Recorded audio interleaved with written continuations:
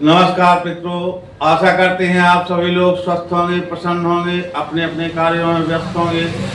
मित्रों, जैसा कि हमने आपको बतलाया था कि आला उदल के जो पिता थे देशराज बछराज, किस तरह से उनकी हत्या हुई और उनके नगर से बहुमूल्य सामान की लूट कर ली गई।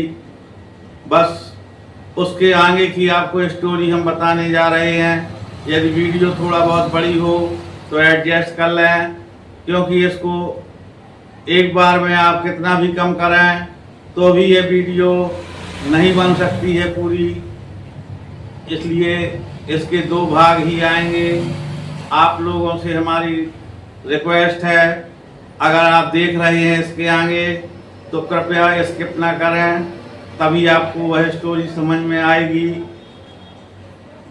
अगर आप मेरे चैनल पर नए हैं तो कृपया सब्सक्राइब कर लें और बेल आइकन को प्रेस कर दें, जिससे आपको पहले नंबर हमारे वीडियो का नोटिफिकेशन मिलता रहे।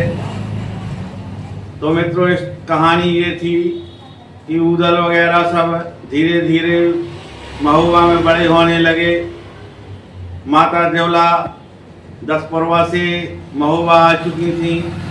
रानी मल्ला के सानिध्य में सभी बच्चों का लालन पालन किया जा रहा था और ताला सैयद के द्वारा उनको अस्त्र शस्त्र की विद्या दी जा रही थी। इस प्रकार से ये सब राजकुमार पलने बढ़ने लगे और जब वह 11 साढ़े 11 साल की उम्र में पहुंच गए उदल, उस समय वह काफ़ी अस्त्र शस्त्र विद्या में पारंगत हो चुके थे। तो एक दिन उन्होंने शिकार खेलने की इच्छा जताई, तो माता मल्ला ने कहा कि पुत्र, शिकार करने जा रहे हो तो मेरे लिए हिरण अवश्य शिकार करके लाना, हिरण जरूर मेरे लिए भेंट देना। तो सभी राजकुमारों ने माता मल्ला को वचन दे दिया कि ठीक है माता, हम शिकार करके हिरण ही लाएंगे। और जब जाते हैं तो जंगल में उन्हें बहुत देर तक भटकने के बाद भी कहीं हिरण नहीं मिलता। तो सब राजकुमार तो हार कर लौट आते हैं, लेकिन उदल जिद्दी था और वह अपनी जिद के कारण सीधे आगे बढ़ता चला जाता है। वह वापस नहीं आता और वह पहुंच जाता है नगर कुरई की सीमा में, जहां पर उसको माहिल के पालतू हिरण दिखाई दे जाते हैं और वो समझता है कि ये जंगली हिरण है। तो उनका जब पीछा करता है तो वो माहिल के बाग में शरण लेते हैं और इस तरीके से वो माहिल के हिरणों का शिकार कर लेता है। वहाँ पर उनके बागमान जो होते हैं, माली आकर के कहते हैं, अरे तूने ये क्या किया, हमारे महाराज माहिल के ये पालतू हिरण थे, तूने उनको मार दिया। तो उदल कहता है, मुझे क्या पता और तुम मुझसे ज़्यादा बकवास ना करो। फिर भी माली जो कहते हैं कि तुमने जो है यहाँ पर ये बाग उजाड़ दिया है, तो जो है उदल क्रोधित हो उठता है और उन मालियों को बहुत बुरी तरह से पीट देता है।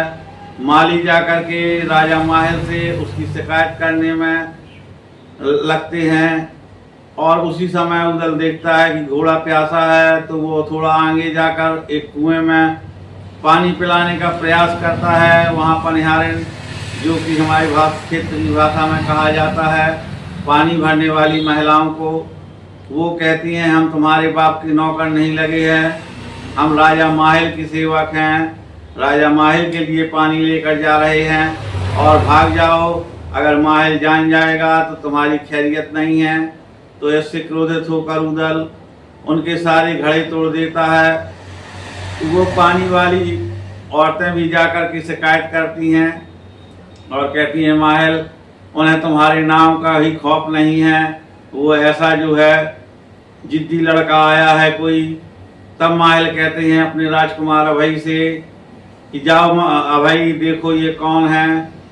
और जब अभय को आता देखता है तो उदल के मन में दया आ जाती है, क्योंकि वह उसके मामा का लड़का है। उसकी विचारधारा के अनुसार माहिल को वह मामा ही मानता था।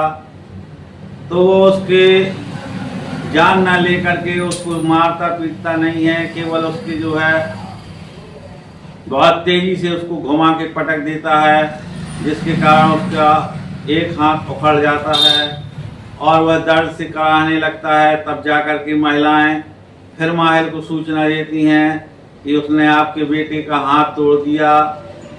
तब माहिर क्रोध में भर जाता है और वह वहां से आकर के देखता है हाल, तो अपने बेटे अभय को एक पालकी में डालकर महलों में भेज देता है और वह उदल का पीछा करते हुए महोबा की ओर प्रस्थान करता है।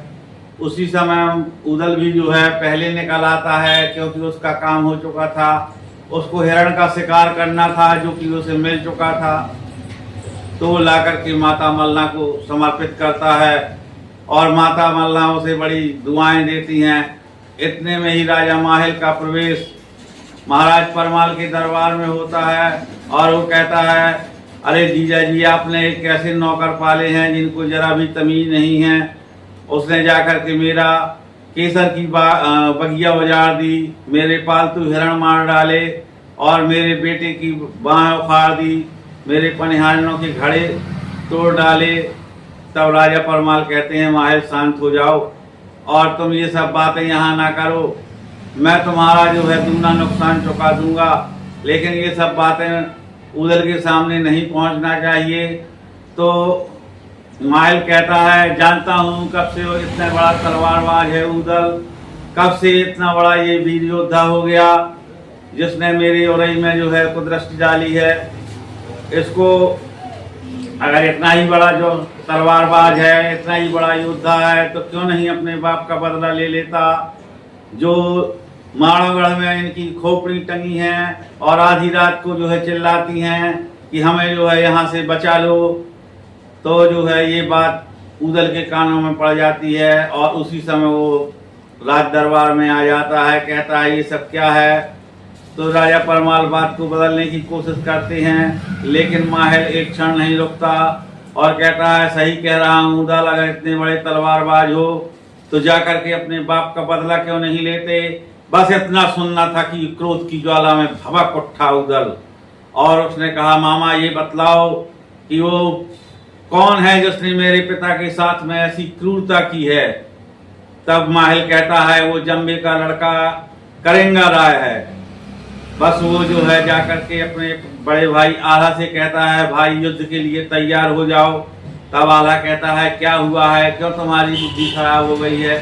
माहिल है, उसका काम ही चुगली खाना है। तब उदल कहता है, नहीं दादा, आप मुझसे झूठ बोल रहे हैं। तो आला कहता है, मैं तो तुमको नहीं बता सकता हूँ, लेकिन तुम जाकर के देवला माता से पूछो। तब उदल जाता है, कहता है, माँ तुम्हें देवताओं की साक्षी है, गंगा मैया की साक्षी है, और आप मुझसे सत्य सत्य बताना क्या हुआ था हमारे दाऊ के साथ में। क्योंकि हमारे इधर की भाषा में कोई कोई दाऊ भी कहता है। तब देवला माता बहुत दुखी होकर बतलाती हैं कि बेटा, मैं झूठी कसम तो नहीं खा सकती हूँ, इसलिए तुमको बता रही हूँ। आधी रात के समय में करेंगा राय ने आकर के तुम्हारे पिता को कैद करवा लिया था और हमारे देवर बच्चराज की हत्या कर दी थी। बस इतना सुनते ही उदल आग बबूला हो जाता है और कहता है, मैं तो बदला लेने के लिए जाऊंगा। माता देवला कहती है, बेटा, मैं भी चाहती हूँ कि वह माँ विधवा हो जाए जिसके बेटे ने मेरा सुहाग उजाड़ा है, लेकिन बेटा अभी तेरी उम्र बहुत छोटी है, 12 बरस बैस के तुम उदल हो, औंठन बहे दूध की धार, जो आला वालों की भाषा है उसके अनुसार उन्होंने बहुत समझाया, लेकिन उदल उसकी एक नहीं सुनता है। कहता है, माँ, अगर आज तुम आज्ञा नहीं दोगी तो मैं इसी महल में अपनी कटार मार करके मर जाऊंगा। तब रानी देवला बेबस हो जाती है और वो ताला सैयद को बुलाती है कि हे देवर, मैंने आपको जो है हमेशा अपना सगा माना है और मैं आज अपने लड़के आपके हवाले कर रही हूँ। उदल की जिद है तो वो बिना जिद को पूरा किए नहीं मानेगा, इसलिए देवर जी आप जा कर के इसको मारो घुमा लाइए। अर्थात आप माणों के युद्ध के लिए तैयार हो जाएं और इसे ले जाएं। इतनी बात सुनकर के ताला सैयद ने कहा, भाभी आप चिंता न करें, जहां हमारा सर कट जाए उसके बाद आप अपने बेटे की मृत्यु के लिए सोचना, उसके पहले जहां इसका अगर पसीना भी गिर जाएगा तो ये ताला सैयद अपना खून बहा देगा। हे भाभी आप चिंता न करें, मैं अभी इसके साथ जाऊंगा और इसको पूरी तरह से सुरक्षित रखूंगा। इतनी बात हुई, तब आला के यहाँ पहुँचते हैं। तब आला कहता है, उदल क्या तेरी बुद्धि खराब हो गई है? तू नहीं जानता है कैसा वो किला है? लोहे का ईंट राम का गारा करिया किला किया तैयार। वहाँ पर 12 कोस तक तो बबरी वन है, जहाँ पर कोई रास्ता नहीं दिखाई देता। बड़े बड़े नदी और नाले हैं, नर्मदा नदी जैसी वहाँ पर खाई खुदी हुई है।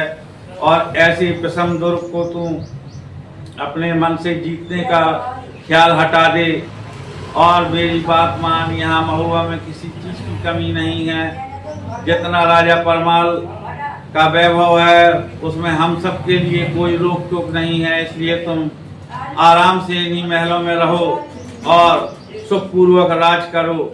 उदल कहता है, दादा ऐसी वाणी तुम ना बोलो, तुम्हारे मुख से ये शोभा नहीं देता है।